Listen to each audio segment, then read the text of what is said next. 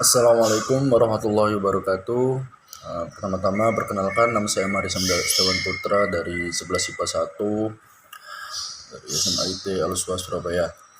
Eh, saya di sini saya ingin membawakan ceramah tentang larangan berpacaran dalam agama Islam. Eh, Pasti teman-teman semua sudah tidak asing lagi kan dengan hal yang berbau pacaran. Apa sih pacaran itu? Ada tidak dari teman-teman sekalian yang tahu apa itu pacaran? Pacaran merupakan proses perkenalan antara dua insan manusia yang sedang dalam tahap pendekatan atau mencari kecocokan satu sama lain guna membuahi suatu komitmen untuk menuju jenjang yang lebih serius, yakni pacaran rumah tangga. Sebagian remaja menganggap bahwa pacaran merupakan kebutuhan pokok. Sebagian juga menganggap bahwa orang yang tidak memiliki pasangan merupakan golongan orang yang jomblo, yang hidupnya ngenes karena tidak ada pasangan. Astagfirullah. Bagaikan lagu makan-makan sendiri, jalan-jalan sendiri, ngopi-ngopi sendiri, itu pun sendiri. Apa yang bisa kita banggain dari pacaran? Pegangan tangan, saling pandang, memandang lawan jenis puasnya, atau pasang status di Facebook, aku udah jadian. Teman-teman, teman-temanku yang senantiasa menjomblo, ketahuilah bahwa pacaran itu tidak ada manfaatnya. Perkataan orang tua sudah tidak lagi dituruti, yang tadinya sekolah urusan nomor satu jadi urusan belakangan. Suara azan berkumandang pun sudah dihiraukan bagaikan yang ada hanya dia. Bagaikan Indomie, dialah nomor satu. Sungguh ironis memang generasi zaman ini. Tentang pacaran itu tidak mendatangkan manfaat, tidak disebutkan dalam Al-Quran dan tidak dianjurkan pula dalam Islam. Berdasarkan firman Allah Subhanahu wa taala pada Quran surat Al-Isra ayat 32, artinya, dan janganlah kamu mendekati zina karena sungguh zina itu adalah fahisah, perbuatan yang keji dan seburuk-buruk jalan yang ditempuh oleh seseorang. Lalu jika itu zina, apakah cinta itu dilarang dalam Islam? Jawabannya adalah tidak. Tidak ada larangan untuk mencintai dalam Islam. Yang ada bagaimana kita menyalurkan rasa cinta tersebut kepada lawan jenis. Cinta kepada lawan jenis merupakan hal yang fitrah bagi semua manusia. Karena sebab cintalah keberlangsungan hidup manusia bisa terjaga. Oleh sebab itu Allah Ta'ala menjadikan wanita sebagai perhiasan dunia dan kenikmatan bagi penghuni surga.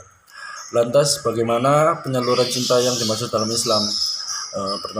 Pertama, niatkanlah pada Allah, jangan mencintai karena hawa nafsu seperti fisik atau harta, sebab nantinya akan dihinakan oleh Allah dan nantinya akan tampak kenyataan yang sesungguhnya menyesalkan. Keutamaan cinta dalam Islam ialah sebagai jalan untuk beribadah kepadanya, seperti yang tertera dalam firman Allah Subhanahu wa taala dalam Quran surat Qasas ayat 50, yang artinya, dan siapakah yang lebih sesat daripada orang yang mengikuti hawa nafsu mereka belaka dengan tidak mendapat petunjuk dari Allah sedikit pun. Kedua, menjaga pandangan. Mencintai seseorang yang belum menjadi muhrimnya tentu tak boleh berlebihan, misalnya dalam memandangnya walaupun memiliki perasaan lebih dan tidak mendekat secara langsung. Melihat yang bukan muhrimnya pun juga termasuk zina mata yang harus dihindari. Lebih baik berjuang dengan sabar hingga mendapatkan hubungan yang halal. Saat kita sebagai muslimah sedang jatuh cinta, kita hendaknya menjaga pandangan dan kehormatan sebagai muslimah seperti dalam hadis yang artinya, janganlah engkau iringkan satu pandangan kepada wanita bukan mahram dengan pandangan lain, karena pandangan yang pertama itu halal bagimu tetapi tidak yang kedua. Hadis riwayat Abu Daud. Yang ketiga, mendekatkan diri kepada Allah. Jangan lupa libatkan Allah dalam setiap urusan, termasuk urusan yang berhubungan dengan memperjuangkan cinta. Seperti yang diriwayatkan dalam hadis yang artinya, jika ia mendekat padaku sejengkal, aku mendekat padanya sehasta, aku mendekat padanya sedepa, dan jika ia datang kepadaku dengan berjalan, maka aku mendatanginya dengan cepat. Hadis riwayat Bukhari. 4. Jauhi zina. Dalam perjuangan cinta, hal utama yang harus dihindari adalah zina, yakni zina dalam bentuk apapun, baik zina hati, zina mata, zina pikiran, maupun zina perbuatan. Karena semua itu tergolong dosa. Seperti yang diriwayatkan dalam sebuah hadis yang artinya, barang siapa yang beriman kepada Allah dan hari akhir, maka janganlah berkhalwat berduaan dengan seorang wanita tanpa disertai mahramnya, karena sesungguhnya yang ketiga adalah syaitan. Hadis riwayat Ahmad. Contoh Contohnya ialah memperjuangkan cinta dengan menghalalkan tetapi tidak segera menghalalkan hubungan tersebut. Dan contoh yang paling sering ditemui ialah dua orang yang saling mencintai dan menjalin hubungan yang dilarang oleh syariat Islam, yaitu pacaran. Kelima, salat istikharah. Salat istikharah ini dianjurkan untuk mendapat kemantapan hati. Dengan menjalankan salat istikharah, Allah akan memberi petunjuk terbaik apa yang seharusnya dilakukan sehingga terhindar dari jalan sesat atau langkah yang salah, seperti yang tertera dalam firman Allah Subhanahu wa taala dalam An-Anbiya ayat 89 yang artinya, ya Tuhanku, janganlah Engkau membiarkan aku seorang diri. Engkaulah ahli waris yang paling baik. Lanjut yang keenam, memperbaiki diri, selalu memperbaiki diri dari segi akhlak dan hati sehingga nantinya akan mendapat jodoh yang terbaik dan mendapat hasil dari apa yang diperjuangkan tersebut yang terbaik pula. Sebagaimana manusia tidak boleh merasa baik, harus selalu merasa rendah diri di hadapan Allah. Memperbaiki diri akan menjadikan seseorang menjadi lebih baik orang yang sedang diperjuangkan. Yang ketujuh, mencari rezeki yang halal. Berjuang tentu membutuhkan modal baik lahir maupun batin. Secara batin dapat dilakukan dengan rajin beribadah dan rajin berdoa.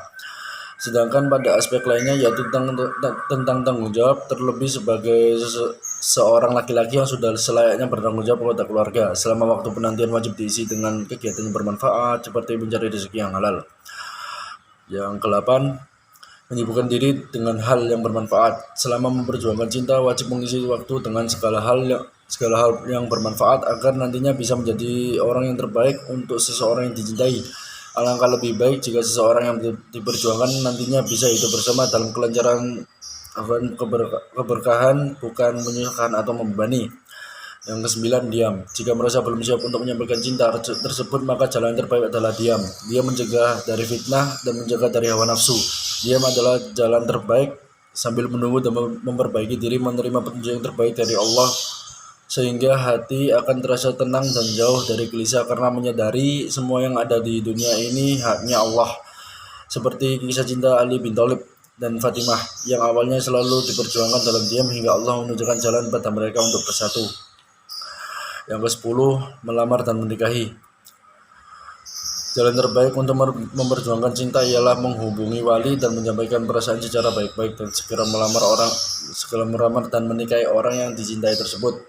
Tidak masalah yang melamar laki-laki atau perempuan, sebab hukum wanita melamar laki-laki dalam Islam juga diperbolehkan. Hal itu jauh lebih baik daripada zina.